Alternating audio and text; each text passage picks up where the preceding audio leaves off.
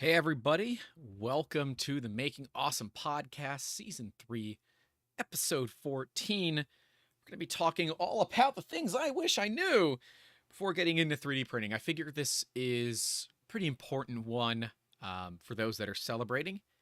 Happy Hanukkah. And for those that are waiting, I hope you have a wonderful Christmas season coming up very, very shortly. I don't know when the other holidays are, so I apologize, but happy holidays to those of you that I don't know your particular holidays. And if you're avoiding your family, good luck. So let's talk about this whole aspect of things I wish I knew, because so many mistakes were made in the early days of me printing. Um, it is not easy, right? 3D printing is not, as a buddy of mine puts it, the Apple for 3D printers. You can't just expect it to work, right? Todd Howard's not over here saying it just works. No, it doesn't just work. In fact, it basically rarely works. And for those that are joining us, yes, this is a Monday stream. We will be Monday streaming for the next week or two. I figured having a podcast the middle of Christmas means we're either going to have a lot of people watching or nobody watching, depending on how sick you are of your family. So we'll be doing them on Mondays. And I figure we'll do one on January 2nd, which would be that Monday as well. That way you can nurse your hangover while hanging out with us. Maybe, I don't know, maybe we'll do it on the 1st. Maybe that would be a fun one to do one on the 1st and talk about my resolutions for 3D printing that year. Who knows? We'll see. But we're going to be talking all about my problems and things I wish I knew before 3D printing. So we're going to be covering things like expectations of printers, and a lot of that goes over the basics of bed leveling, extruder jamming and cleaning, materials, and what ones to buy and how soon you can expect to get them. What about the materials that you can use and the ones you can't? First layer and what to look for there, support material and support from companies, as well as part finishing, because a lot of times they don't come off the printers looking exactly the way that you might want. And since we are doing a podcast, let me get nice and close, bring the microphone up, that way we get the nice radio voice. I know you guys kind of like that radio voice sometimes. But yeah, so one, hopefully everyone's having a good Monday, midday for some of you. So shout out, let me know where you're calling in from or hanging out from. I see we got AJ Royal, we got Rob Enk 954, and of course we have Russ hanging out with us in the chat. Thank you guys for hanging out. If you are hanging out, drop a comment or something. I do monitor the chat on YouTube. If you're watching on Twitch, I don't monitor that chat, sorry. But come on over to YouTube, come over and hang out, and we will talk all about mistakes. AJ Royals calling in from Central Nebraska. By the way, I have been debating on having a call-in hotline or something. Pooch's podcast, Maker That Money, they have a way for people to call in, and they can just add you into the call, which is kind of cool, but I feel like we're going to get some people that have some Baba Booey moments, and while that might be fun, it's just more work than I want to go with. And for those that don't know, this is fully produced and everything by me. So anytime I'm adjusting levels or changing scenery, that is all being done on my side, while also monitoring the comments and everything like that. So it's something I've thought about, but let me know what you guys think if you're watching back. Leave it in the comments, and if you're listening audio only, head over to YouTube, youtube.com/3D Musketeers, and come hang out with us live every weekend-ish for the past almost 3.5 years now. Also, a thing to note, since we got to get through this stuff pretty early, if you do like these podcasts and you want to support what we do here, remember these are completely free. And currently they are ad-free. We are actually working on bringing on our first corporate sponsor specifically for the podcast. I'm really excited about.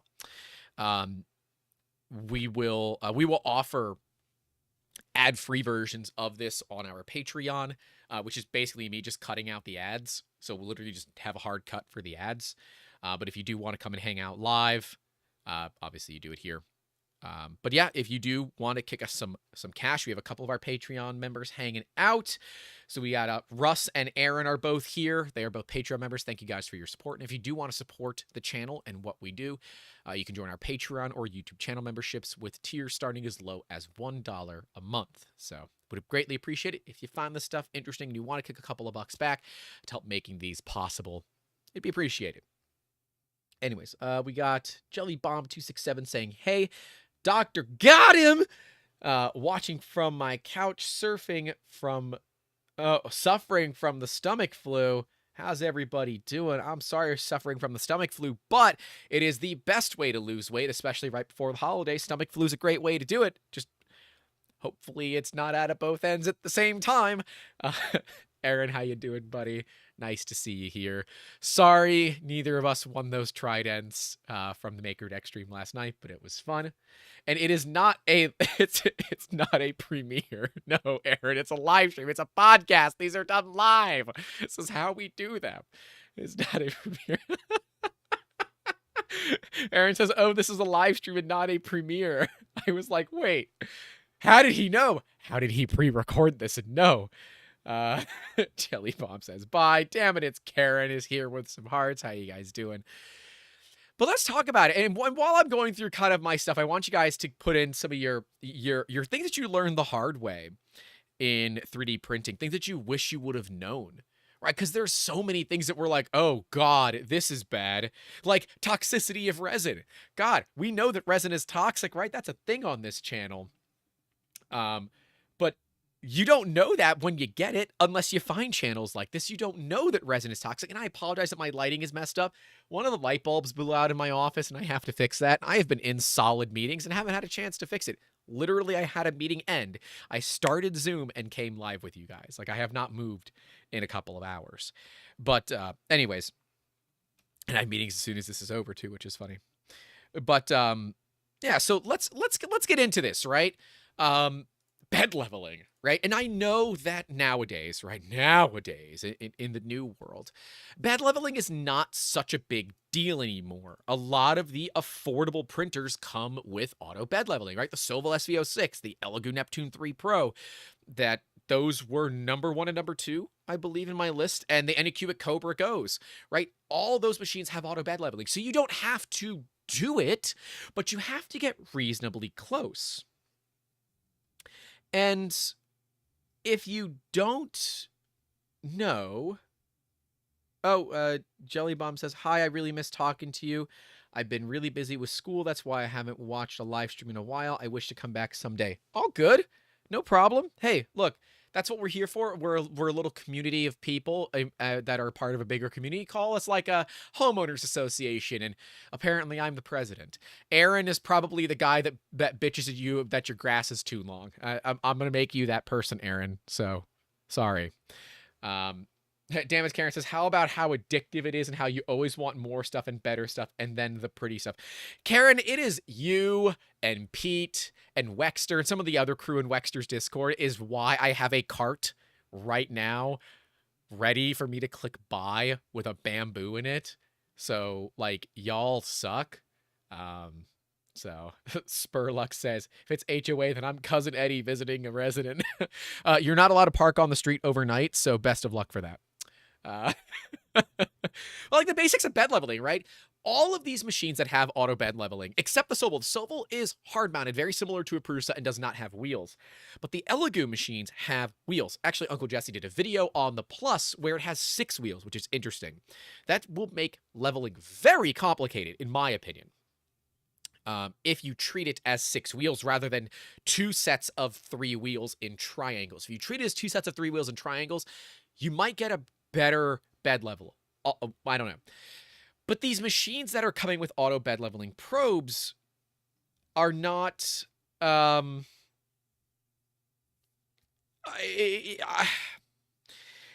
not like a Prusa. And if you do go like with the $100 Ender 3 from Micro Center, which again is a freaking great deal, they're not auto bed leveling. And a lot of people are used to a 2D printer. So when they look at a 3D printer, they compare their experiences with a 2D printer to a 3D printer. Now, if you don't use your 2D printer often, Well, I'd say that's a pretty, reasonable way to compare it. It jams, it's weird, it's messed up, it doesn't work, and you have some problems, right? But if you do use, and you have particularly maybe you have a laser machine, laser printer, a 2D laser printer, that is a very different experience where you just plug it in, it's auto-recognized by your computer, you don't need any special software to run it, and you're done. But here's the thing, with 3D printers, you need special software that really isn't the easiest to use. I would say Prusa Slicer, and I know Prusa fanboy, but Prusa Slicer is going to be one of the easier ones to use. It has literally an easy mode. It just works. And yes, it removes a lot of the features that you might want, but then you can take the time to learn it and understand why you would want to go to intermediate or advanced and not get stuck into something. I'm going to poke at Cura, because Cura has so many options that are so easy to get lost in that I don't even use most of them. Like, there's no reason to. Yeah, so that's a tough one, right? Aaron says, just do it, buy the bamboo. Karen says, I'd say do it, but you know who would spank me. Well, maybe you'd enjoy that. I think you might. Either order the bamboo or a Voron kit. You must choose one. Well, I'm going to reach out to Jason and see if I don't have to order a Voron kit and maybe one can just show up, right? Maybe we turn it into some content. And Sporlock says it is nothing like a Prusa. Mike Elmore, how you doing? Says, my Anycubic Mega Pro has been a bit of a pain to get the bed level across the plate. And those printers are big. Aren't those the... That's not the Chiron. The Chiron's 16 inches or 400 millimeters square. I think that one's the 350. I don't know. I don't know its bed size. But the bigger your bed is on a printer, the harder it's going to be to get to level. So like the Elegoo Max, Elegoo Neptune 3 Max, that's a 400 by 400 bed, or 420 by 420. Nice bed. That thing is going to be a bear to level. And I don't care how many leveling screws you have, it's going to have some sag to it. Unless they do end up putting a center post, which I hope they do. And I hope it's a solid center post and everything is level to that center post. Natab says, I was late. Can you restart? Dude, we just started 12 minutes ago. You haven't missed too much. Spurlock says, for how much a bamboo costs, you should love it, to Russ. And I have some people that have loved theirs. I've had some people that don't love theirs. My biggest problem is that my sole provider for filament right now that I buy from often is Printed Solid, and their spools don't fit in the AMS, so I'm going to have to find a way to either trim their spools down or use DSK001, Fernando, use his new master spool design that he made, which I really like. It's got some clips that clip together. Maybe that would work. Okay, the Cobra Max is 400 by 400 by 450. Okay, so not that bad. But yeah, like the bigger your build plate is and the thinner it is, the more issues you're going to have. And bed leveling to me is one of those where it's really rough. And a lot of people will shit on Uncle Chep. He goes by Chep, but I've always known him as Uncle Chep. I don't know. Maybe I'm confusing him and Uncle Jesse. I don't know. Chuck Hellebuck. He's got his leveler kits, which I have a pair. He actually sent me a pair after we did the video on it, or the live stream on it. And I'm going to bring out my brother, and I'm going to attempt to level a 3D printer faster than he can level a 3D printer with Chuck's leveler. Now, I have two identical printers, but they're a little broken. So leveling them is not going to work because you can't test it. So I think I'm just going to have us each do it. And then I'm going to cheat and rotoscope it. So as long as we don't cross the half, I can rotoscope it. And when I say I really mean Andrew can rotoscope it. Andrew's our editor. And rotoscope it and make it look like we're doing it at the same time. That would be kind of cool.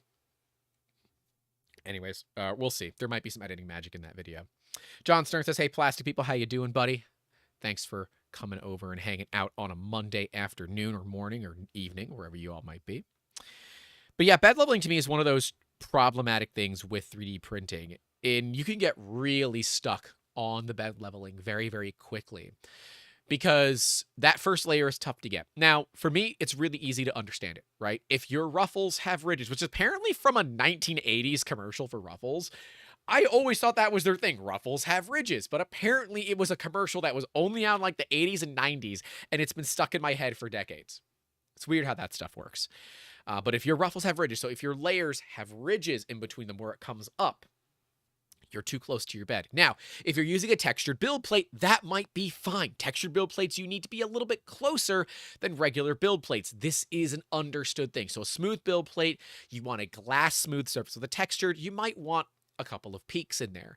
If you have a valley between your lines, you are too far away and you need to move your bed closer. Now, unless your printer is left-hand threaded, which I really firmly believe the company should left-hand thread their beds. They don't. You need to turn it anti-clockwise to the way that you're looking at it. Turning it in a way that you would think will tighten it, unless you're looking at it from underneath, is not going to be the way that it tightens it. So you also have to, and I will sit there and like imagine myself underneath the printer, turning the knob which way I need to turn it to adjust my bed level. And that is so stupid, but it's the way that I've done it. And if you don't have a perfect first layer, it's okay as long as it sticks. Now, bed surfaces matter a ton here. Ender and CR10 style printers will normally come with a carborundum glass plate. Or the really cheap Enders will come with a build tack plate. Carborundum, I hate. It is silicon carbide stuck to glass, so it's literally sandpaper on glass. Don't get too close to it. But after a while, the carborundum just doesn't work. I don't know why. It just doesn't stick anymore. I highly recommend flex plates. Flex plates to me are pretty much the way that every industry should be going, and is my ultimate goal. I saw an individual on a printing farmer call the other day that is building a printer with 100 by 100 bed leveling with an inductive probe. So he's measuring 1,000 points. It takes him 2 minutes. I'm like, all right, that's excessive, right? Prusa's can do up to a 7x7 grid, and I think that that's more than enough. I get beautiful first layers on every one of my prints as long as my bed is clean, right? But glass is a little bit trickier, so I get that. As Spurlux says, Wham Bam makes awesome flex plates, and if you do want to get something from Wham Bam, code Musketeers 2022 through the end of 2022 gets you 10% off of your entire order. Shameless self-promotions. Also, Patreon. If you want to kick a couple of bucks, you can go join it. Greatly appreciate it. But yeah, yes, carborundum works. I don't like it. I think the risks greatly outweigh the rewards for it.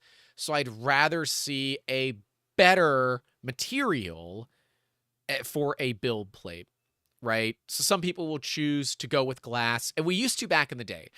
Glass used to be what we chose for our printers because they came with a build tack sheet.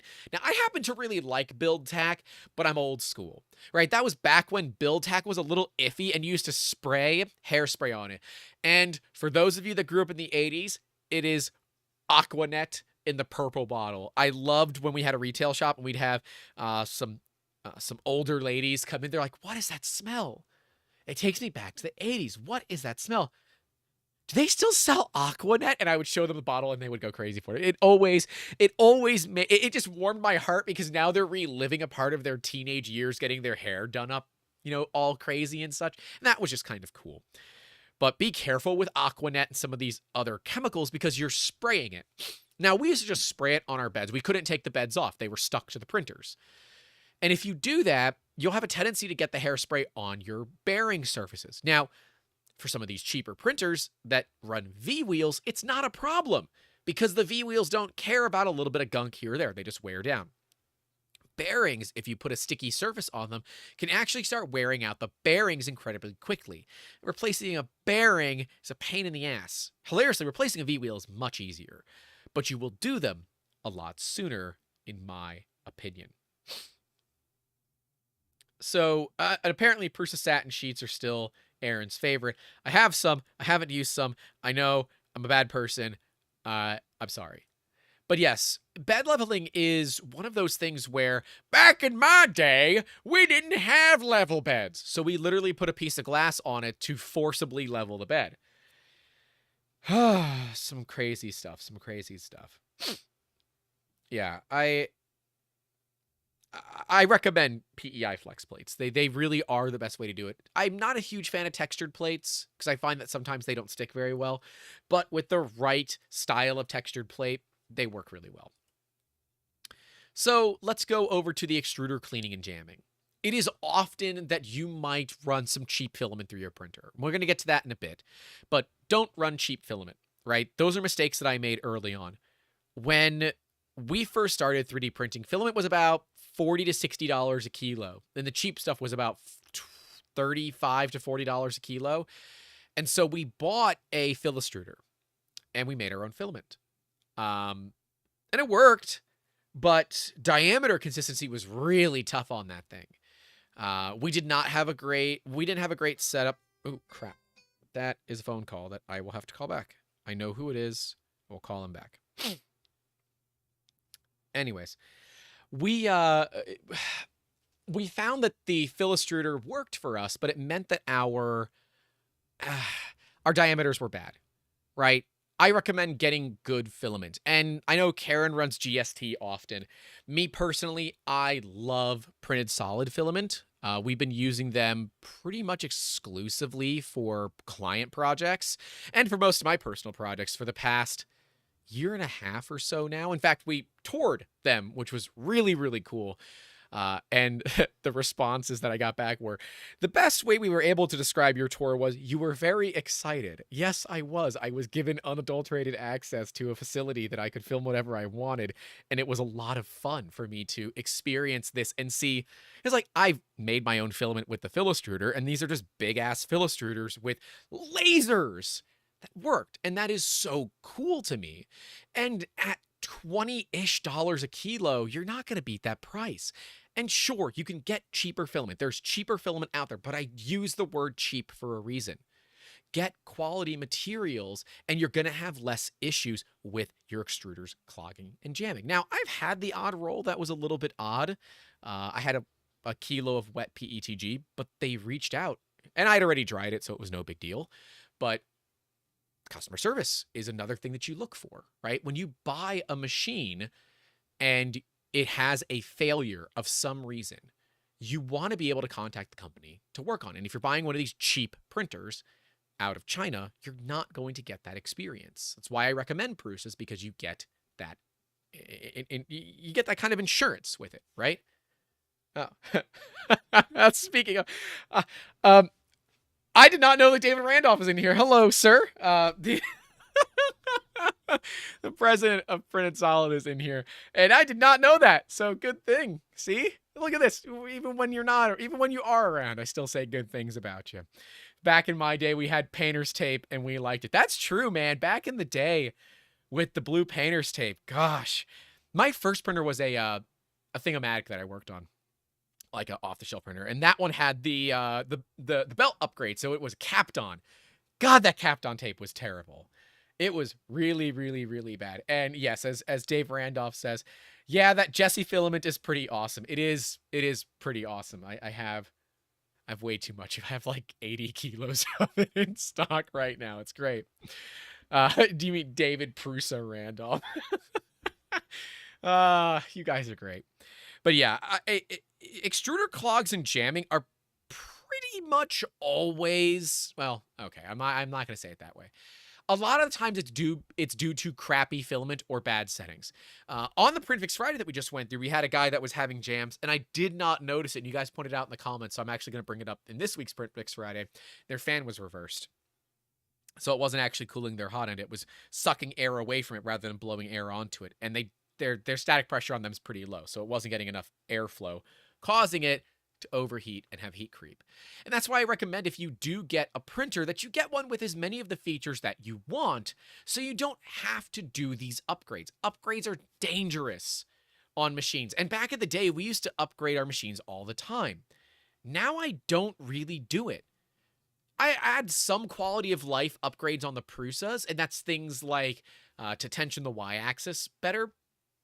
And I add in some color changes to them, so I know what machine is what. If I move them around, the color still stays with it, and I don't mess it up. That's useful to me as a business owner. It's not all that useful to generalize people. But yeah, I like GST filament's not great. Some people have good experiences with it. I've had some come through the shop and its diameter went all the way down to 1.6 and the largest I saw was 2.1. Like that is not acceptable at all. Like your Bowden tube will not feed 2.1 millimeter. It won't feed it like at all. No chance. Unless you're using 3 millimeter filament, then of course it will. But then why are you running 1.75 millimeter filament through a 3 millimeter Bowden tube? Whatever. Anyways, but we run into this problem of the machines themselves are better than what you're feeding them. And I think the biggest mistake that people make is they jump into this thinking that it's going to be a plug and play scenario. It's not. It's not. There's so much more to it. So much more to it. Now, if you do have a jam, let's say you have filament jammed in your hot end, do not try to clear a jam or a clog with a needle. A lot of companies will provide you with acupuncture needles as a way to clear your nozzles. Don't do that unless you're running a nozzle that is harder than the needle. Something to point out here. Needles are made of steel. Your nozzle traditionally is made of brass. Steel is harder than brass, therefore it is going to mess with your nozzles. Don't print abrasive materials, right? We've talked about this many times on Print Fix Friday. Glow in the dark is abrasive. Don't print with glow in the dark materials without an abrasive resistant nozzle, whether that is hardened steel, diamond, ruby, vanadium, I don't care, something. Because otherwise you're going to have a bad time. And it won't take a lot of material to do it, but it will do it, right? It's bad news, right? So if you're going to buy filament, buy from reputable brands. I would say if you want to get it fast, order it from Amazon, but I've had orders from Printed Solid come faster than Amazon these days, but this is also the time of the year when shipping is rough. So I don't know. We do have some other companies that we do buy filament from, like I buy from Atomic, but Atomic is $33 a kilo. And unless there's specific colors that I like from Atomic, like I love their Starry Night, it's a gorgeous color. I generally buy from Printed Solid because they have all the colors that I want and more. So I need an affiliate link for Printed Solid. I'll send them. Dave, I want an affiliate link, damn it. Anyways. We just crossed 8,000 subscribers. Actually, thank you guys so much for having that happen. That's been a big move for us getting across 8K. I was hoping to get to 10K this year. Didn't happen, but 8K is a great number. I'm really excited for that. It's really cool for us to see this channel grow, and I really love it. So why wouldn't I just keep doing it, you know? But yeah, purchasing of materials. If you need it fast, you can buy from Amazon, but really read those reviews. And a lot of the 5-star reviews are going to be BS, so ignore them. I would look at the 1- and 2-star reviews and see what are really some of the problems that they're having. I know that traditionally a lot of these companies can't control what happens to the filament once it hits an Amazon warehouse. So if a seal is broken and the filament is wet, shit happens, right? That's why I do recommend a dryer of some sort to have, or if it is Amazon, you can return it and get another spool. But if time is of the essence, it's always good. If you live near a micro center, it is hard to pass up the Inland brand filament, which I believe is being shifted away from eSun and into Polymaker in terms of the OEM that is producing it. And I like Polymaker filament. Their PLA Pro I'm not a huge fan of the Polyterra. I find it very weak. It's beautiful filament. It looks great if you like the matte look, but if you're looking for strength, Polyterra is not where you find it. And like my brother Tarsman013 says, yeah, you don't wind up like me, an extra $150 into a $140 printer. Should have bought an SV06. You should have bought a Prusa, but you didn't want to spend the Prusa money. So yeah, and as Spurlock says, Creality went downhill when Naomi parted ways with them. I think they were already on the way down. She saw the ship sinking and decided that jumping ship made more sense. Anyways. Mike Elmore says, I throw out all 1 and 5-star reviews, only read 2, 3, and 4. That's fair. That's fair. That's fair. John Stern says, I bought some coffee filament. It took ages to come because shipping was ground. I didn't know that John Stern was secretly Brian Vines. And apparently David Wilson agrees. You're giving Brian Vines a run for the pun. Yeah, I don't know. Consistency is key for me. And if I can get filament that is consistent, then I'm happy. And the ability to make phone calls and talk to real humans is worth it, even if I have to spend a little bit more money. I can call Printed Solid and generally get somebody to answer the phone. I can email and get emails back. I can message on Twitter and I get messages back. Whereas when we tag some of these bigger companies, I'll get automated DMs that say, hey, thanks for reaching out to us. We don't really monitor these inboxes. You can email us and we'll respond to you in 3 to 4 business days. Well, that doesn't always work for me, right? And Mike Elmore says, I would gladly pay extra for some custom colored filament. In fact, quite a few shops offer that. I know Printed Solid has a way that you can do custom filament, but you must make a minimum order. We will likely be trying to do that in 2023 as we launch The Politician. That is something that I am really excited for because then I can make them in a custom color that nobody else can get, which is really cool. I think that would be really cool. Anyways. As we move forward with the materials, you also have to look at the different types.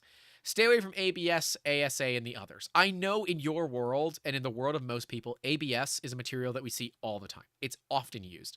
But if you've ever burned ABS, you know that smell? That's what your house is going to smell like if you print with ABS. It wants to be enclosed, it wants to be hot, and it wants to be everything that you probably don't have for it. So be careful with ABS. Yes, it is stronger, technically, than a material like PETG. It can handle more heat, but if you don't know how to print it properly, it is weaker than spaghetti. So be careful. Buy from good brands, right? I would love to see Printed Solid start doing carbon fibers, but I know they only have the 2 lines. They have 1 line for PETG, 1 line for PLA. If you're going to start doing filled filament, you basically have to have a secondary line for it because that carbon fiber is nasty and it will tear through your lines. So I would guess if they're going to do it, they'd likely need to add another machine. And based on what I saw, there's not a lot of space for it. It'd be cool, but until then, I will continue to buy from 3DX Tech for all of our exotics because it just works.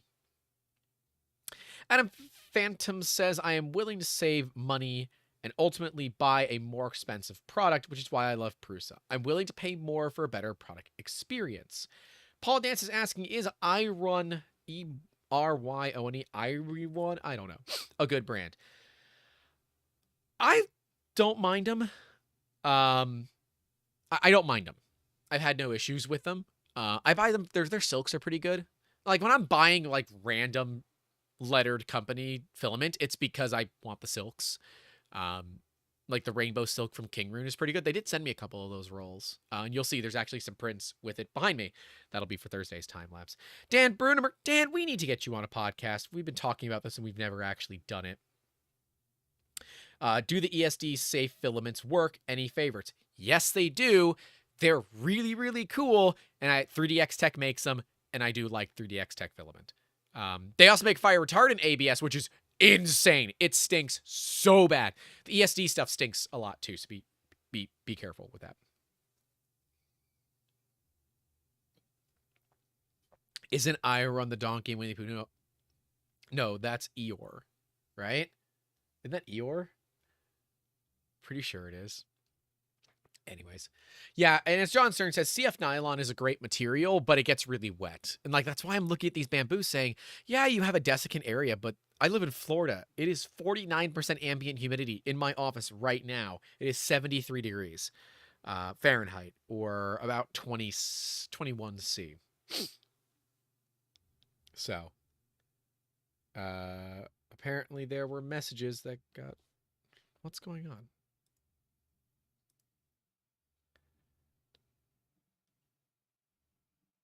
Okay. Anyways, nonetheless, yeah, I don't mind their material, but we've been printing with carbon fiber PETG for the past couple of days. God, I love carbon fiber PETG. It's such a nice material. One day soon, I want to do a comparison of all the carbon fiber PETs and carbon fiber PLA and carbon fiber nylons from different companies. Do identical prints with them and compare them for strengths and all that. That'd be a cool video, but a lot of stuff that I just don't have the skill to do. But yes, we've got a lot of options when it comes to building the right systems for your machines, right? If you try to run certain materials through printers, they're going to jam. If you buy a cheap printer that doesn't have an all-metal hot end and you try to run nylon through it, you're going to have a bad time. In fact, if you have birds, you might kill them. So be careful with that. The PTFE tubing, when it heats up, it off-gasses chemicals that can kill birds very quickly. So be very, very careful about that. But I do believe that in most cases, the general person does not need to move away from PLA or PETG. Even if you put on a hardened nozzle, you can go to the carbon fiber variants of it. That takes care of like 90% of the printing that we do. So if your printer doesn't have an all-metal hot end, it's not terrible, but it is a wear item that you will need to have. So be careful about that. Johnson says, whoops, nylon is naturally hydroscopic. No, hygroscopic. And that could have just been a mistype, but it is hygro with a G, not hydro with a D. Anyways. So yeah, this sucks because ultimately people are still going to buy printers and expect them to work well. And what happens here? Right? We get these bad experiences. My first machine that I built, the Mendel's, dude, those things sucked. They were so bad. They failed constantly. They overheated. They had no way of like properly thermally regulating. All these new machines have this. So things like make sure your printer isn't a house fire is not really something that I should have to say anymore. And if I do have to start saying it, we're going to have a problem. And if you haven't, please like the stream. I appreciate everyone coming over and hanging out. If you're new here, like the stream. Greatly appreciate it. Phantom Printer says, what is the worst printer that I've ever used? That's a tough one because I've used a lot of broken printers. Wanhao brand printers are pretty terrible. It comes down to the brand more. Like, I get upset at brands more than I do printers. Like Snapmaker, I'm upset at them for their end user license agreement. Hilariously, they never reached back out to me to have me review any of their other printers. Crazy. It's like when you share opinions that are against what a company wants, they never want to work with you again. Instead of fixing the problem and then proving that they're better. So stupid. My brother says, worst printer, anything Tronxy. Yeah, some of these no-name brands are tough because they do price their printers aggressively. And you might say, well, I can get this printer for next to nothing. Why wouldn't I just get this printer? Well, you have to look at the quality of life features. Russ says ANET. Yeah, ANET was pretty bad back in the day. And they do still sell the ANET A8s on AliExpress, so be careful, right? Buy from reputable brands. Elegoo, Anycubic, Prusa, Voron, that kind of stuff, right? Buy from reputable brands. I know that Elegoo and Anycubic are not, they're Chinese brands.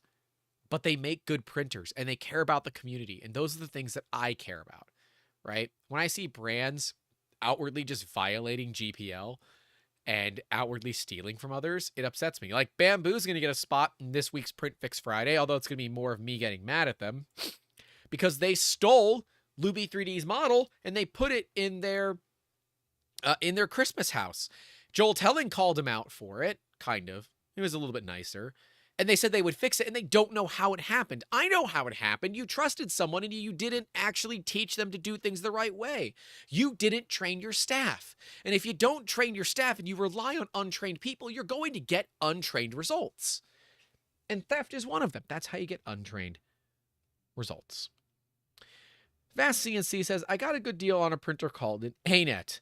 I got a pallet of 20 for $300. Instant Print Farm. I mean, sure, if you want to set a house on fire, Build on Sound says Creality. I don't like Creality. I don't think you should buy from them. I know their machines are cheap. I would rather you buy a clone from a different brand like Elegoo or Anycubic, because I believe that they are actually dealing with IP better than Creality. Creality or Steality, they don't care. They are currently under litigation for intellectual property theft, and they just don't care. They don't care, and I have a problem with that. And if you buy from them, you're actively supporting this. So think about who you want to support.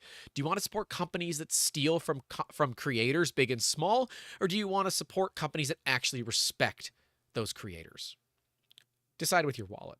Phantom Printer says, how about Lulzbot? I don't mind Lulzbot. Lulzbot, I believe, has a very expensive printer and have not really innovated all that much in the previous years. They seem to be very tone deaf when it comes to dealing with the community, and Lulzbot Cura, which is their fork of Cura, rarely gets updated. As someone that runs a Lulzbot Taz 6 from time to time, they're not bad machines. I like my Taz 6. It helped me grow my business, so I have to give credit where it's due. But I believe there are better options out there for the money. That's my personal experience. So, ultimately, you have to also look at what your budget is, right? If you have a $500 budget, we did a video on this. There's a lot of options in that price range that will get you great results, and you'll enjoy it. But expect to have maybe some extra frustrations, right? It'd be cool if I could do like a top 5 worst 3D printers of 2022, but people are still going to buy those because I made a video on it, and I don't want to do that. So maybe we don't do that. It'd be funny, though. But for these cheaper printers, make sure you have spare parts. Make sure you have spare parts for all your machines. Like, I'm looking at this Bamboo order, and I have like spare hot ends, spare build plates. It's like $1,500. My God bless it. That's expensive. As John Stern says, don't penny pinch on the printer. You'll be spending far more over time on filament. It's true. And you'll be spending more time on things if you do penny pinch on the printer because, well, you're just going to have a bad time. So be careful as to what you spend. Yes, you can absolutely buy cheap printers, but understand the money that you save, you're going to spend in your time. Let's talk about programs and slicers and all of that, right?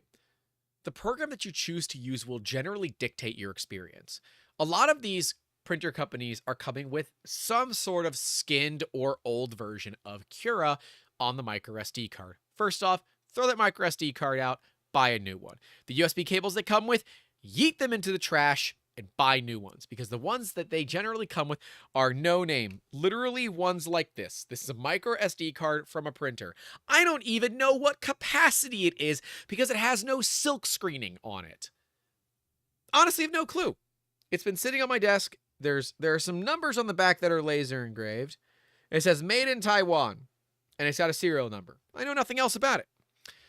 Don't trust those. Go get quality SD cards, micro SD cards. Go get quality storage media. You don't want to print to fail because your SD card or your micro SD card failed. That would bloody suck, wouldn't it? That would just suck.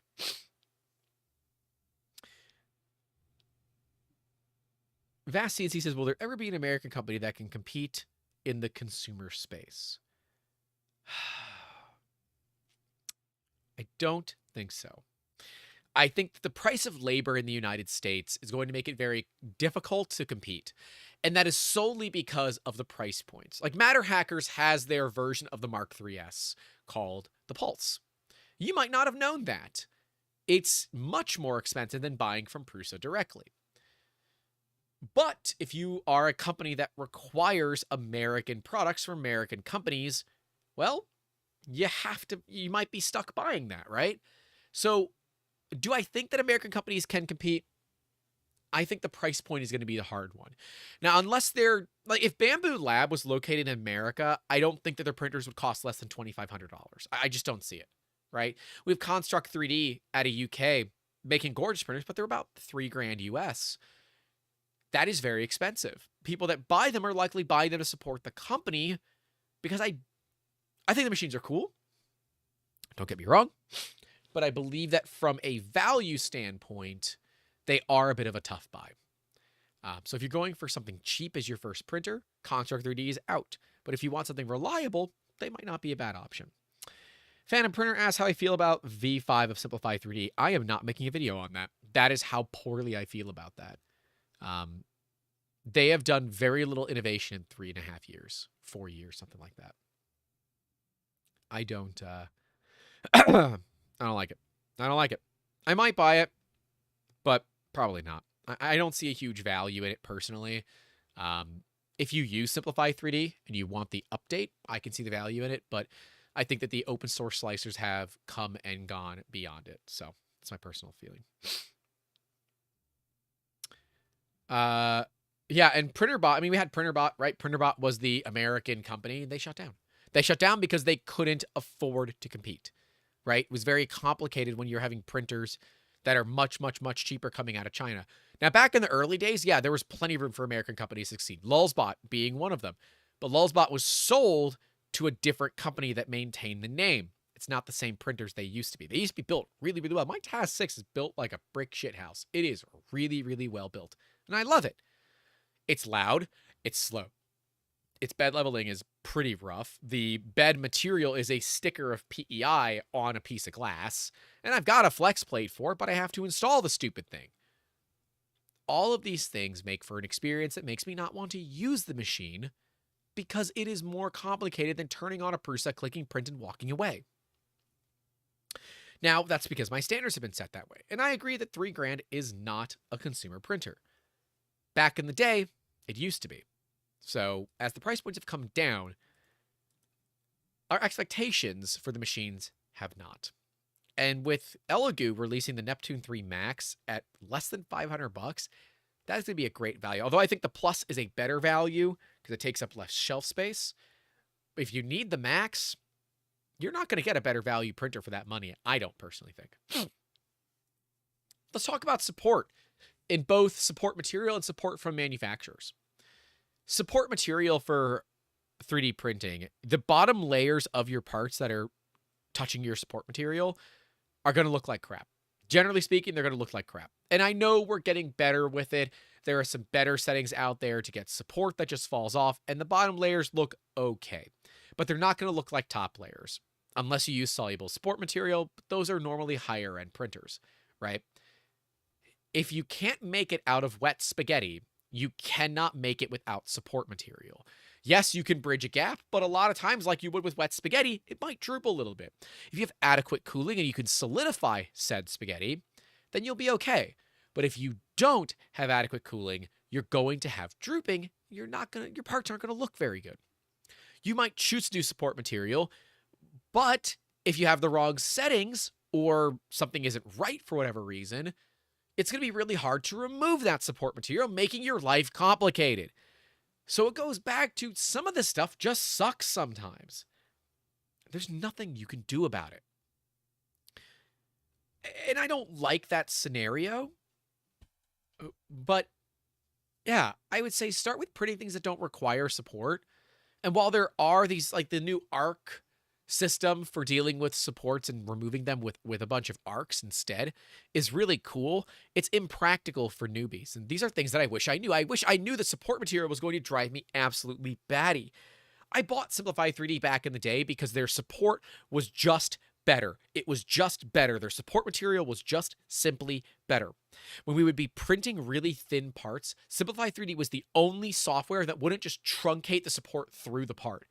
And let me tell you, that was frustrating when I had to buy software to make it work.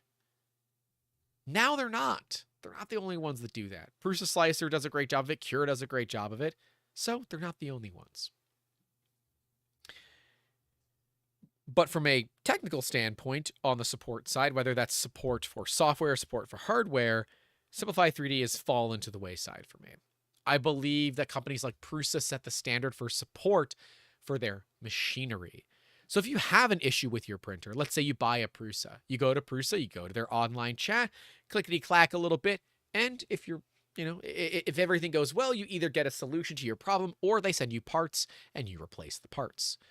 That is so valuable to me. And part of the reason Prusas are so expensive. Now, people that are comparing Prusas to Bamboo, it's not fair. Prusa is a 5-year-old printer. Bamboo is a 5-month-old printer. So be careful with that one. But as a lot of people have said, Bamboo makes a great bit of hardware. The software is okay. It is based on Prusa Slicer, but they have QC issues, right? Some of their machines don't work. We've seen things that get broken in shipping. I don't know. I've never had a Prusa that was broken when I opened it. Let's go with that. And Printed Solid does Prusa warranty in the United States for certain things. I know that Prusa is working on getting everything over to Printed Solid in terms of warranty and support, but we'll see what happens. I am curious to see what that looks like when the adoption is fully done, right? And what that looks like. Dave, I'm sure, could speak to it more than I could if he's still here hanging out. But, it might be a little bit rough. But I can tell you, I have not had a bad experience at Prusa support. I know some people have, especially when you're trying to get motherboards from Prusa. We have a problem with your motherboard. It can be troublesome because motherboards are expensive and they don't like giving them out to people. So I don't know. Try to get that kind of support from any other company and you're going to have a problem. Now, I will say I've had issues with some Elegoo printers in the past. They were really good at fixing them for me. No issues at all. I got parts that I needed. It did take a couple of days and you had to deal with the time difference. They're basically 12 hours off from East Coast here in the United States. So like 9-10 p.m., I'm starting to get responses to my emails rather than, 9-10 in the morning when I'm sending them. AnyCubic was okay, and I've had issues with my Gen 1 washing cure station, which you can actually see. It's in the videos. It's always back there. It's broken. It doesn't work. And they have stopped supporting it. They outright said, I'm sorry, we cannot send you more motherboards. Your printer, your washing cure keeps failing. I said, well, that's not my fault. I'm plugging in the plugs where they go, and if it doesn't work, that's not on me, that's on you. I'm sorry, sir, we can no longer support your machine. I'm like, oh, okay, cool. That was rough. Vast CNC says, I do wish Prusa did a print your own parts kit, but I understand why they don't. Just seems like a good clone competing move. And they do. Clones provide you with parts kits without printed parts, so that is a thing. Yeah, and as Karen says, we do know people that have had Prusa problems and not a great experience with their after-sales service too, though. I think it can happen with any customer service. Yeah, it's Sith Lord Brit. And I've talked about Brit's issues. Yeah, the experience that Brit had is bad. And I said it on multiple Print Fix Fridays. The experience that Brit had was bad. She should not have had that experience. And the fact that we knew people to reach out to and say, hey, can you just fix this? Was good. But Brit did need a new motherboard, and support was pretty much unwilling to give her one because they didn't believe that she had the knowledge to prove it. That's rough. That's a bad day. I don't like that. Personally, I have not had that experience. I have 9 Prusa printers, and I've had things go wrong. I've had filament sensors come in dead and all that. Yeah. Anyways. So, yes, there are these fluke cases. So, I'm not going to say Prusa is infallible. They have certainly had many issues, right? Look at the launches of the Prusa Mini and the Mark III. They weren't great. They had some rough edges. So, I'm hoping that gets fixed with the XL. I sure as hell hope it does. But yeah, don't expect that kind of support from companies that you're buying cheaper printers from, right? Don't expect any support from them because they're generally not going to give it to you. So if you know that, and you know that you have to know these things yourself, then it is good that you spend the time to understand your printer. A lot of people just follow the instructions, put the printer together, and that's it. I believe there's more value in learning about it, right? Being one with the printer. It's a terrible way to say it, but understand why your printer does the things it does. I want to do a video series on this. I don't know how to properly do it. I can force an extruder to start skipping, just over tighten it and it's going to skip. And so, all right, if your printer sounds like this, what do you do? But these videos are really hard for people to find. Like if they look up thunk, thunk, thunk 3D printer, they might not find a video that they have a stepper motor clicking. So, yeah. Oh, and as Sebastian Jackal says, continued development of Prusa slicers also a form of support. That's true. So Ultimaker uses Cura, and they cover Cura, right? They're the company that actually supports it as well. And we've talked with James von Kessel from the Cura development team. So if you guys want to check out that video, mods can drop it in the chat if they can find it. But yeah, Prusa Slicer is a slicer that is built for Prusa printers. It works with any printer. It's fully open source, but is built for Prusa printers.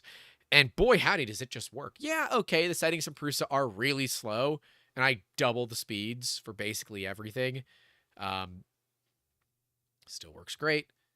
But clearly, they have a good slicer because companies that people look up to, like people are really looking up to Bamboo. I'm surprised Bamboo didn't win Company of the Year. I was surprised for the 3D Printing Industry Awards. I'm surprised they didn't win it. They've had it. I mean, they came out of nowhere and have a printer that is honestly dominating the affordable 3D printer market right now. You can't deny that. But they base their slicer on Prusa Slicer. They've made some really good additions to it that Prusa themselves have done pull requests for. This is why open source matters. Who did win? I honestly forget. I think it might have been Prusa, but I forget. Damn it, it's Karen says, I'm a human printer. I made more humans. Well, you're not technically wrong. But yeah, development of the software matters a ton too.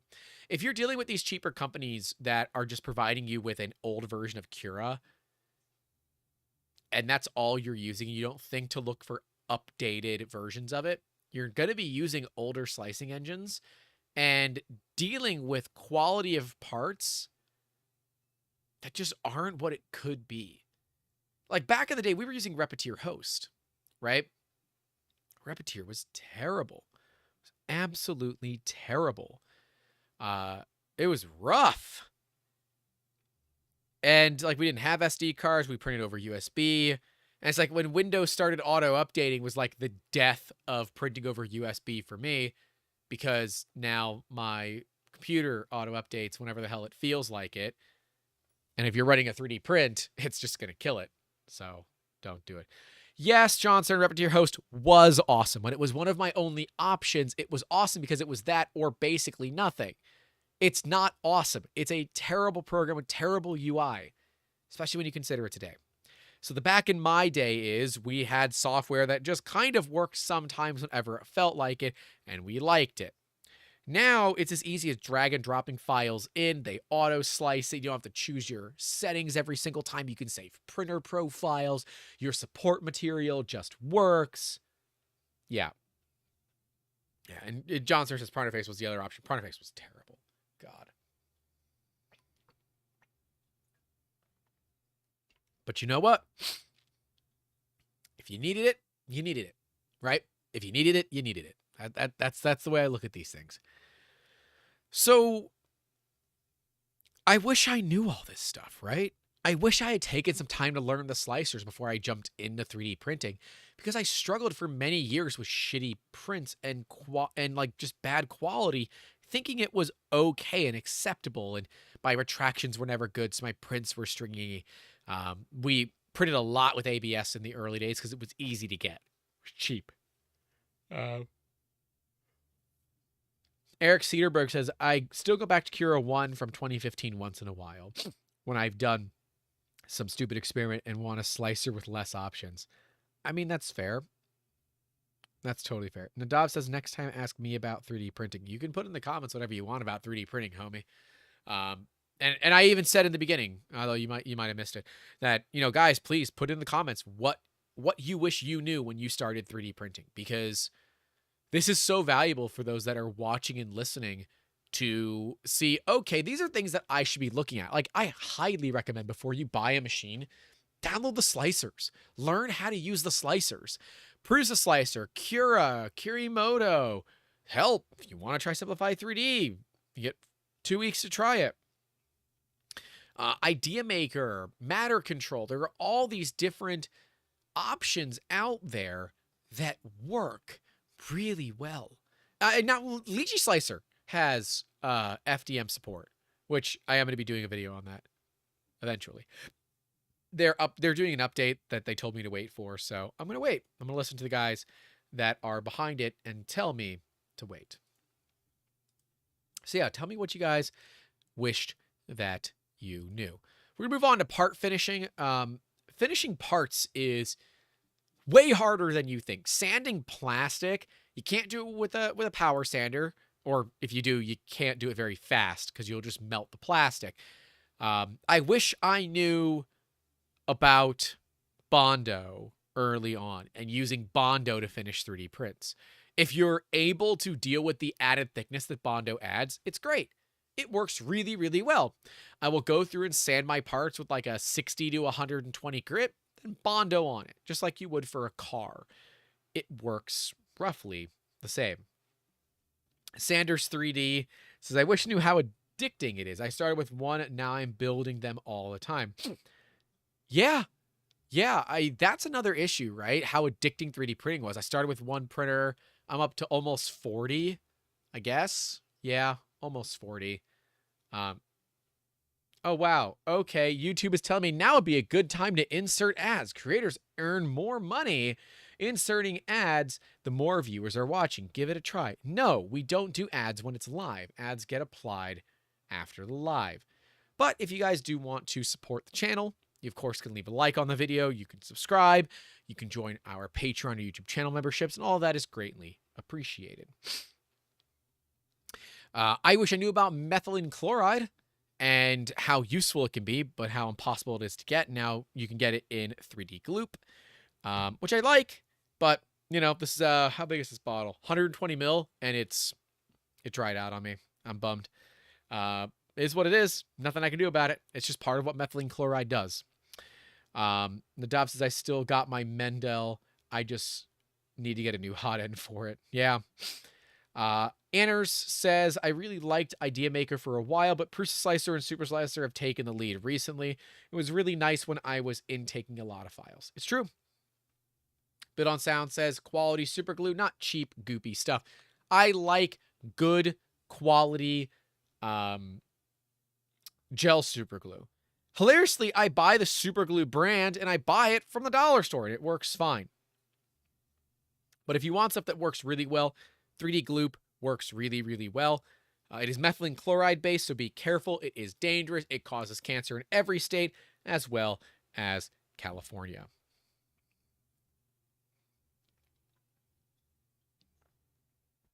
Anders asked if I've used the GrabCAD slicer. No, but I use GrabCAD often. They are a great resource for getting CAD models where I don't have to do the work. I do like it. Anders says ABS and ASA sands well comparably. That's true. And they think they've heard of a PLA like that sands really well, but it's from an Italian filament company. So it's some mix of 11 herbs and spices. Yeah, and as Eric says, they can't sell Gloop in Sweden because it's not MEK, but it's methylene chloride. Got prohibited to sell to consumers about 25 years ago. It's actually illegal in California, yet they can still somehow ship it. But yeah, raw methylene chloride, which I still have about a half gallon of it, is an amazing chemical. I am going to be messing around with, here, I'll tell you guys the chemical because I still have it open. Tetrachloroethane. I'm told it is a legal methylene chloride answer. So, yeah, I think that's a good option for those that are looking for something that is legal, but I haven't tried it yet. So, but yeah, part finishing is tough because, like, if you want to paint something, right, and you're using an FDM printer, acrylic paint sticks great to FDM, but the layer lines can just be a real pain. We used to use filler primer back in the day. You need like 6 to 10 coats of filler primer with like a 40-minute dry time in between. You're talking hours upon hours upon hours of waiting when you could just slap on some Bondo. You can even use wood filler putty. I've seen people use drywall spackle, among other things. Drywall spackle is a bad one, though, because it has a tendency to flake off. Wood putty seems to hold pretty well, though. Something to know. Silicone glue is great for parts you don't want stuck forever. I'll have to look into that. Phantom Printer asks, what do I think of the new Organic Sports Prusa Slicer? I dig them. I haven't played with them too much, but I'm excited. Anders says, GrabCAD is Slicer's new slicer. You can only run one instance at a time. Oof! Oh, God. Spurluck, bringing me back. The XTC 3D. Oh, God. Okay, for those that don't know, XTC 3D is a epoxy. As far as I can tell, it is Aero Marine 3013. So if you look up Aero Marine, AERO Marine 30-13, it's the same. Like, it smells the same. It's the same viscosity. I'm pretty sure it's the same. And Aero Marine is like half the price. We did used to coat parts in epoxy. I remember those days. Yeah, I remember those days. XTC 3D sucks. It's such a pain to work with. It's a terrible, terrible material. God, rough. Eric Cedarberg says, first thing I teach day one of the course 3D Printing Tech 1 is just to talk about the different additive technologies for a full day. Usually go through 30 or so to understand there is more than FDM. You know, that's true, right? Mind you, FDM and resin. So I'm going to SLA and MSLA, I'm bringing into one. Those are the ones that most consumers see. You guys don't often see SLS, MJF, CJP, Polyjet, the multiple types of Polyjet that exist out there, LPBF, DMLS, SLM, and all the other metal types that are out there. There are so many options for 3D printing beyond the plastics and beyond resin and your filament that most people don't know about it. So yeah, educating on that would be good. Eric, we should get together and do a video on that. That'd be a cool little thing just to go through all the different types of AM. That'd be a cool video. I would dig that. And that is for people that are looking into the tech. So I get that. Matt Kelly says, any thoughts on the new Marlin update? I haven't messed around with it, but I'm glad they added input shaper. That's the easy way that I can describe my thoughts on that. Oh, dude, software. Programming the software, right? Reflashing your printer with Marlin. Oh my God. That was tough. I don't know a lot of programming, so using like Arduino or VS Code has always been like, dude, so tough for me because I'm not good at that stuff, right? So having some basic coding background would be really helpful. Not necessary, but really helpful.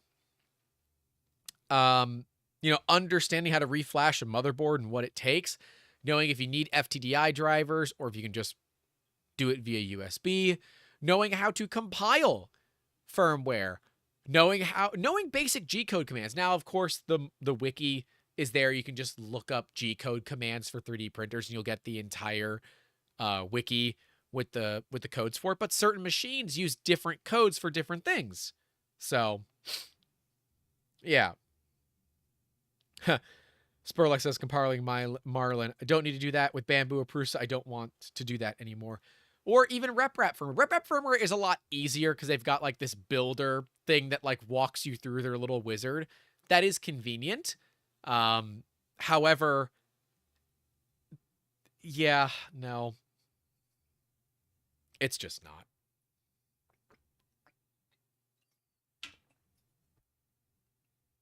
Carl Mobus says, what do you think about the Prusa community criticizing Bamboo for using an unlicensed model of a dog when Prusa is using unlicensed Disney property for marketing?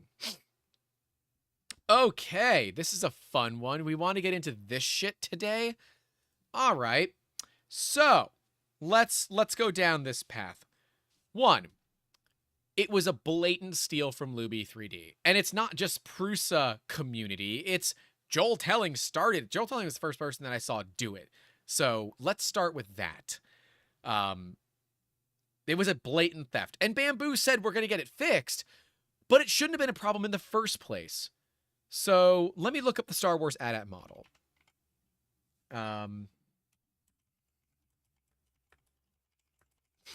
I would assume that it's, I don't know. Let me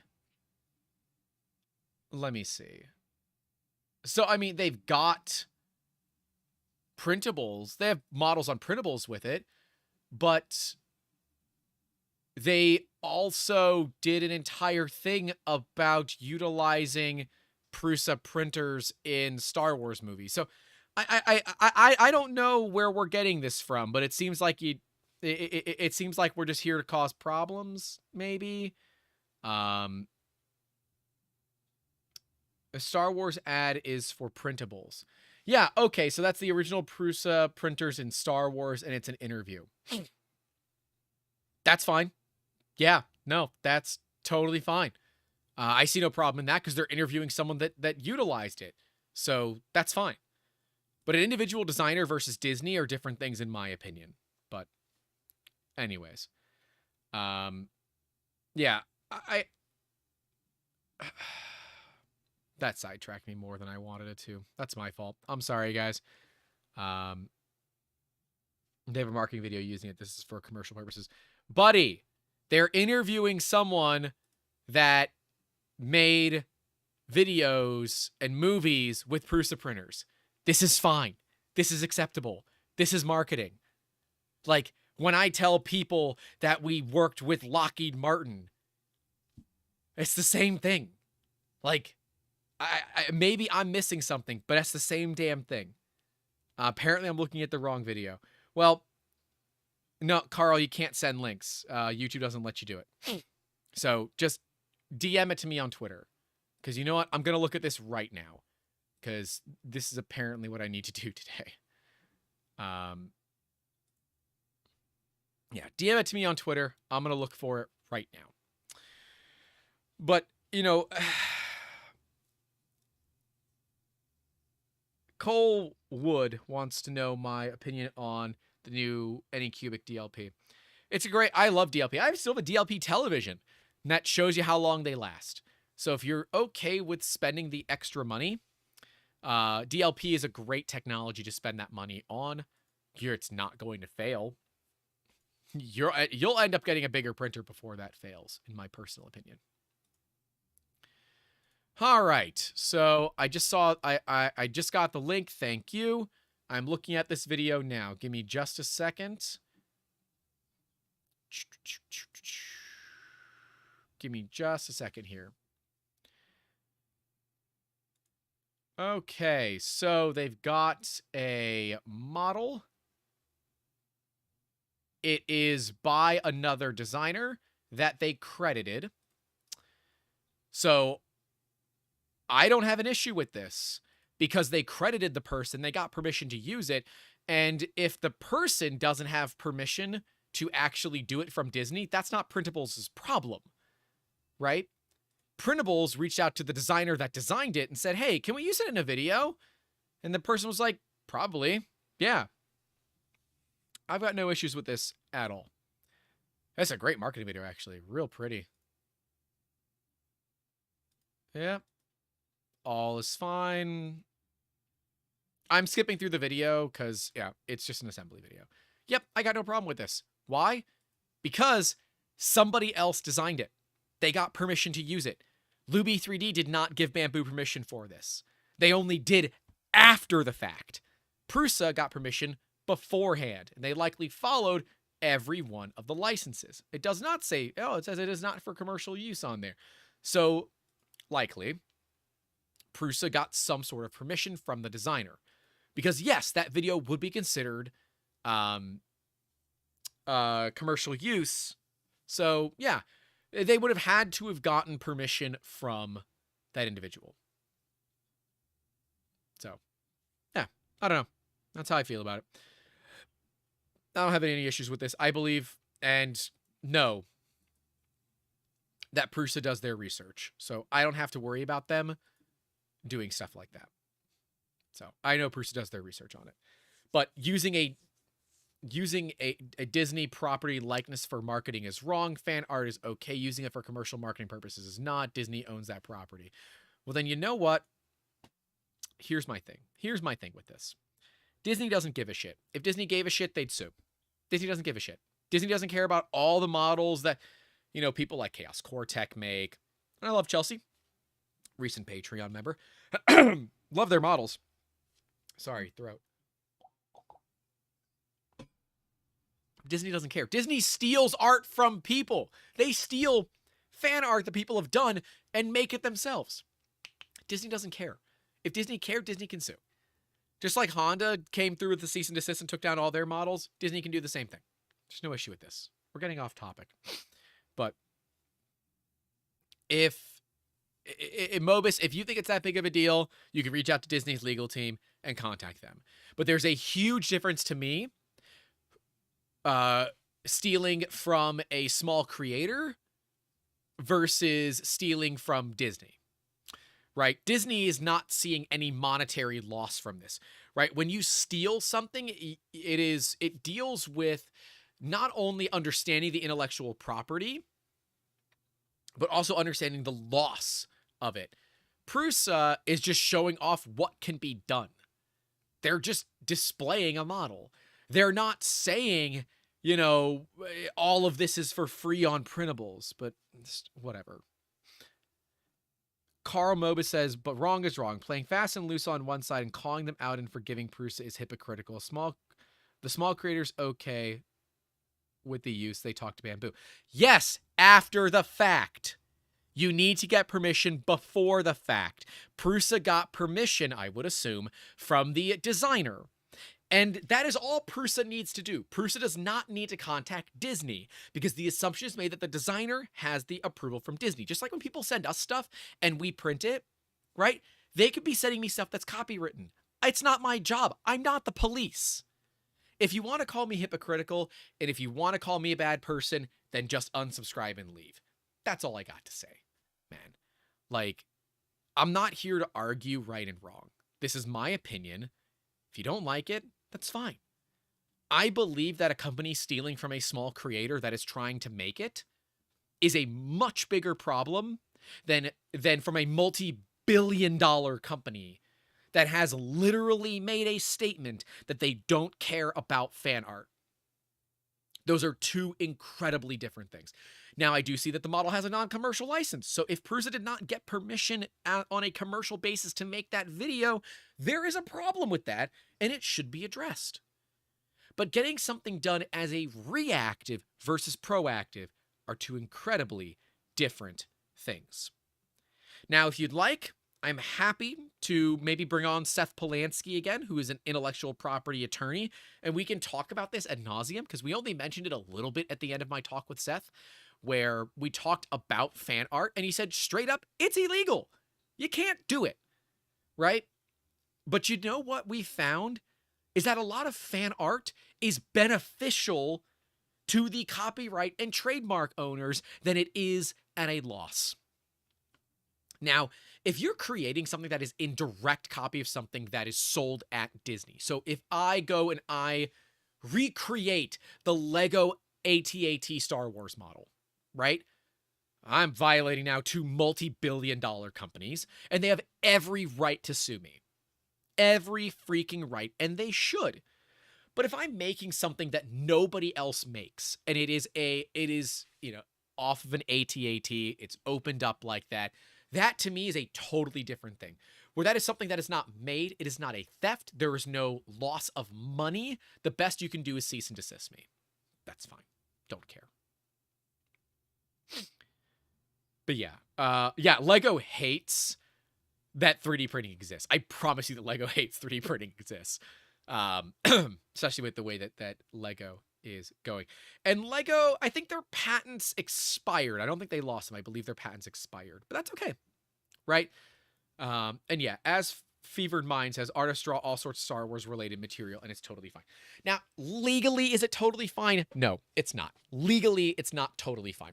Star Wars specifically has made a statement before they're being bought by Disney that they are okay with fan art. Now they're owned by Disney. I don't know what that statement is, but I would assume that Disney basically says, look, if you don't cut into our profit margins, we don't give a shit.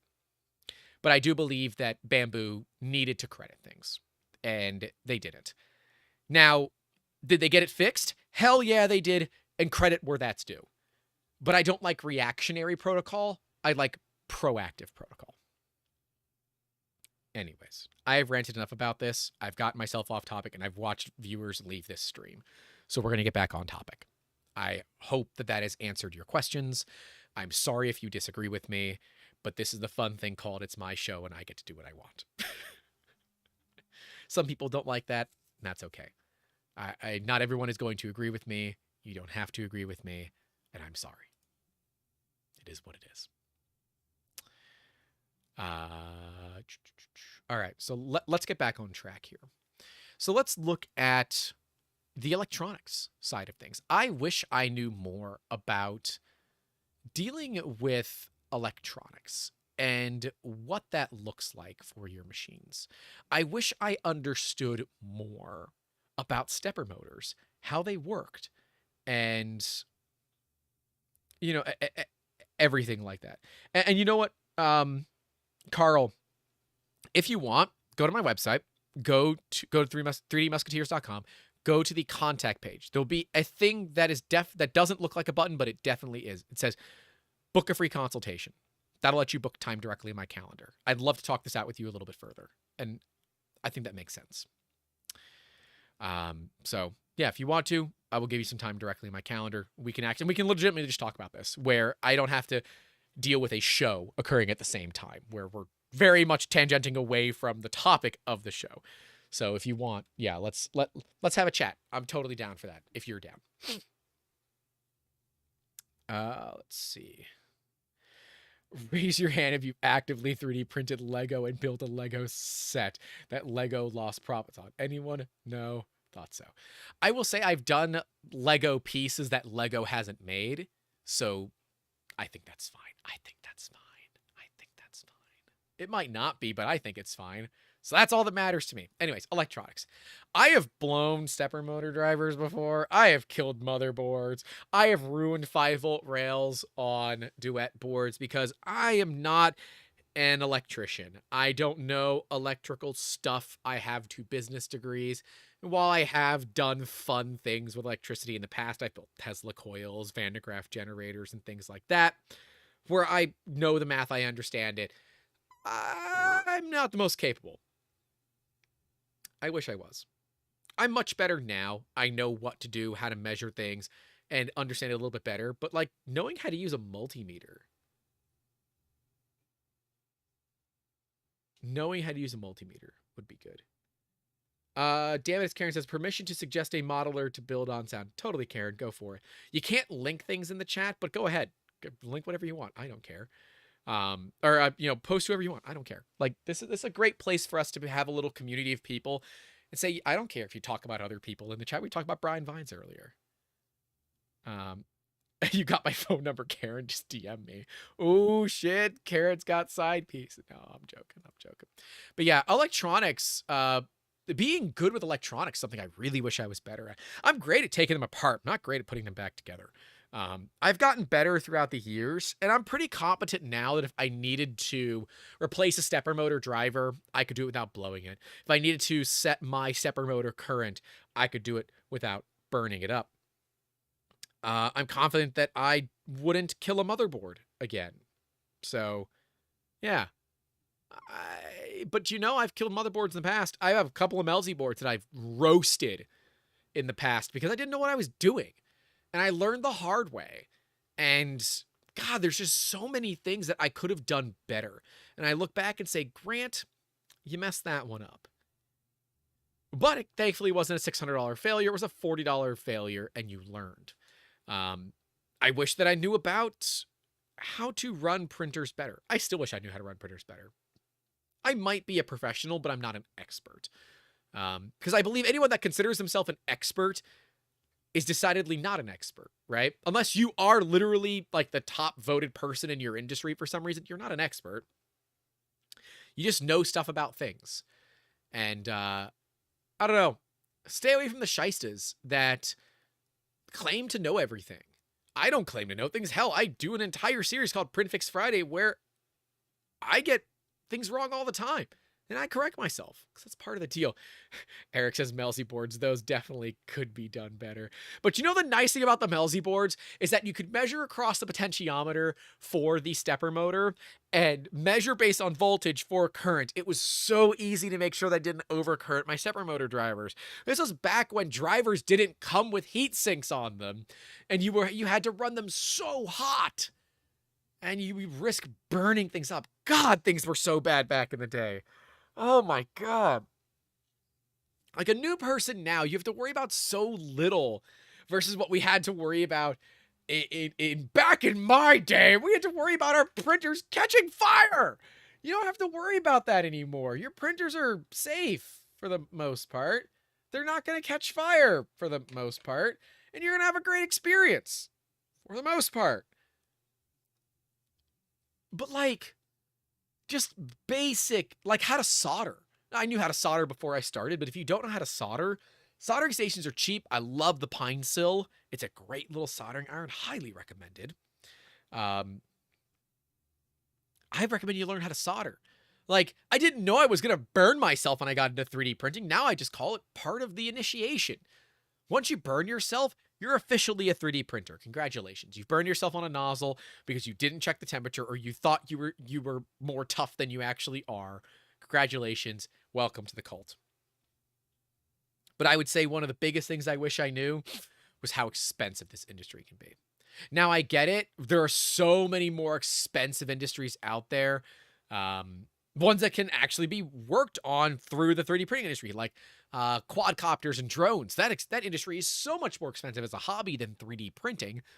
But man, you get a lot of printers real fast. Stick your thumb in a blob of doom. Karen, why the hell would I do that?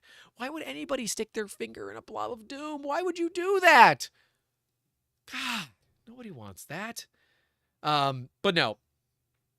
Yeah, like the failures, right? How to deal with the failures.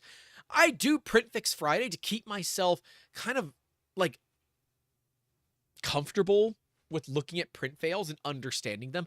I do it because I want to help others, and I do it so that all the easy things, the things that I should catch, that I catch better. I don't want to miss things, right? G Ready Prince says, yeah, my electric bill is insane. That I don't have much of a problem with. I can certainly see when I'm busier that my electric bill goes up, but the printers don't draw that much wattage. Pruses are 90 to 100 watts when they're running, and when they're off, they're like 1 or 2 watts, so it's no big deal. Eric says, on the topic of old printers, another makerspace in Sweden contacted us the other day and wanted to gift us a Z Printer 450 since they wish they knew what they took on when they accepted it. I have a 650. I love my Z printers. I can service them. I know how to service them. I'm one of the few people in the world that got the training to service these printers on their own. I'm not technically certified because 3D Systems doesn't certify users, but I know what I'm doing on those machines. And at one point or another, I was voted best in the world for full color 3D printing for 5 years in a row, which is pretty cool. Like it's a really cool little thing I get to put on my shoulder. And working with companies like the Smithsonian is not just because they found you. It's because you have a reputation of doing good shit. But I will say, looking at, and dude, friggin' dealing with imposter syndrome. I wish I knew that before I got into this friggin' industry. Good friggin' Lord. Some of you guys make gorgeous prints, like absolutely gorgeous prints. And when I make the prints on the time lapse and they don't look gorgeous, I get upset. And people call us out like, oh, you're supposed to be an expert. Why do your prints look like shit? It's because I like making content with them. And that's on me. Fevered Mind is apparently about 10 minutes or 15 minutes behind on that conversation. It's funny when people comment and you know that they're behind in the videos. Because he's commenting about the Disney thing of when we're past it by now. But yeah, man, dealing with imposter syndrome, which we talked about with Nick Anger, all about imposter syndrome and why it's such a problem in this industry. Because we look at everybody else and we're like, I wish I could do that. Hell, I look at some of these big YouTubers. I talked about this with Frankly Built when he came on, and I'm like, I don't deserve you to be on. He's like, dude, I didn't think I deserved to be on this podcast because I don't see myself as being any good. And we are both having imposter syndrome, and we never reach out to each other. So in the new year, I'm going to be doing a poll or a call out on Twitter. I want to start booking more guests. I have a guest booked for the 15th, which will be fun. For those who don't know, that is also my birthday, the 15th of January. So I'm going to have a birthday stream.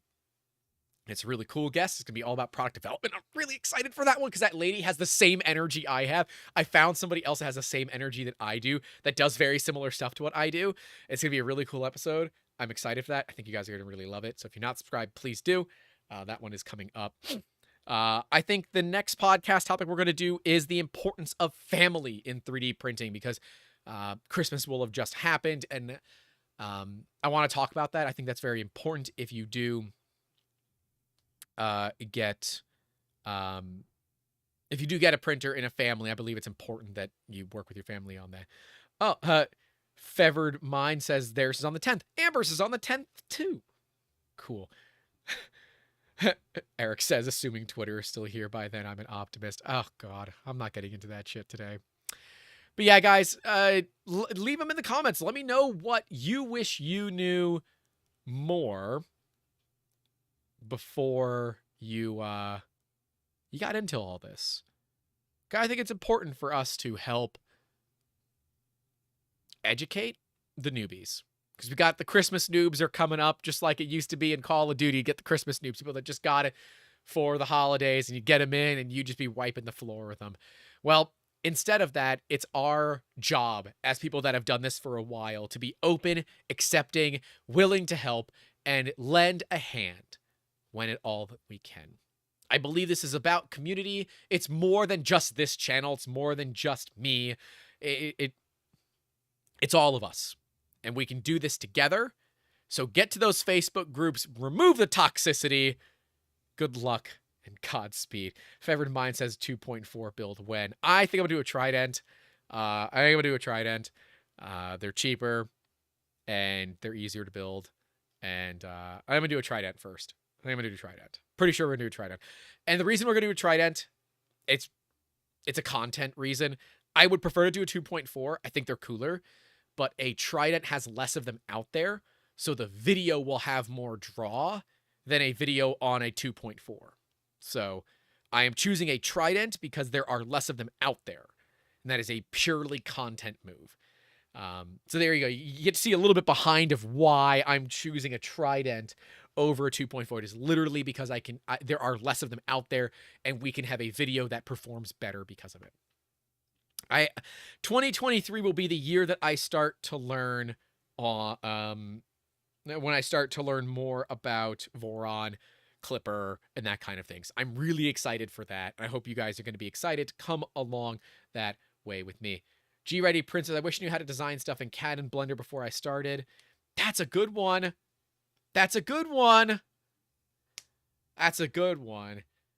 Ruin says, hi, I'm new to 3D printing. Is there a good resource? Tell me what calibration prints mean and how to fix them. Yes, the Benchy model, the thing under it, ct3d.xyz, is the entire page on how to look at a Benchy model and understand what it is and how to use it. Calibration cubes, check out PrintFix Friday. And if you have any questions, you can DM me on the social medias. Stay away. I don't use TikTok. We have staff that do, so don't use TikTok. But you can DM me on Twitter if that's the one that I personally use all the time if you have questions, or you can email us, youtube@3dmusketeers.com. Colewood says, tips on starting a business with only 2 printers. That has been a past podcast topic. Go back and find that. I think you will enjoy it. But basically, find markets that work, market research, pricing, question mark, profit. Fever Mind says, haven't decided to try 2.4, but leaning 2.4. Yeah, that's fair. Something I wish I knew. Elizabeth Neiman says that they wish they knew how to crimp wires. Yeah, that's a good one to know.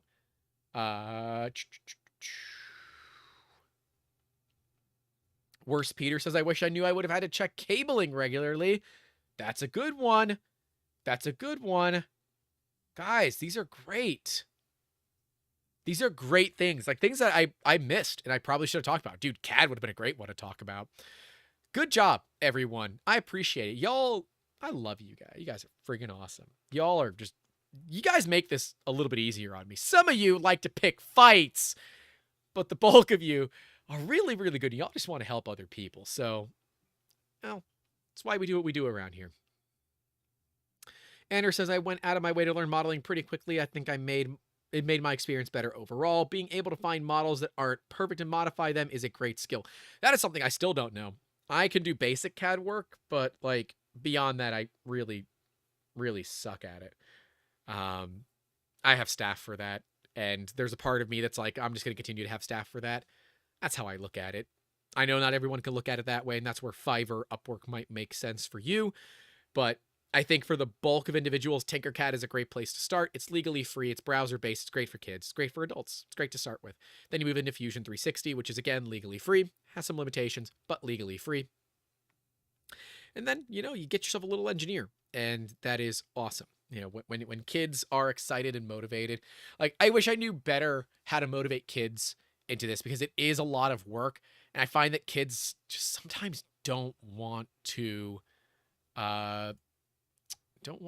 bother, I guess. I don't know, man. I don't know. Anyways, guys, that's all I got. I appreciate everybody hanging out today. I think we kind of hit the end of this one. I missed CAD. CAD would have been a great one to add in there, but it's at the end. So we didn't talk about it too much, but really, really great. You don't need to know CAD before you get into 3D printing, but boy, is it actually helpful. Everybody have a happy holidays. Enjoy this holiday season. And as we always say, stay safe out there. Don't forget to call your loved ones.